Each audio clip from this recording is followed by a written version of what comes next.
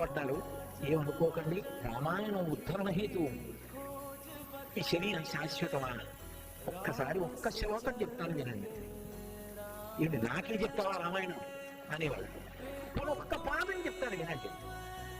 ఏదో నింద చేసేవాడు. అయినా రోజు తులసీదాస్ గారి లేదు.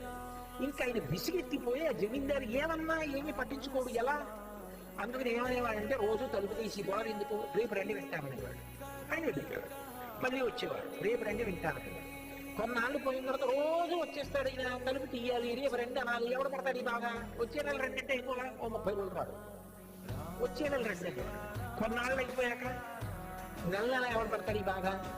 వచ్చే ఏడాది ఓ ఏడాది ఆ మరుసటి సంవత్సరం తులసీదాస్ గారు వెళ్ళారు. తులసీదాస్ గారు వెళ్ళి తలుపు కొట్టి యజమాని పిలవబోతూ ఇలా చూశారు. అక్కడ ఎద్దుంది. ఆ ఎద్దు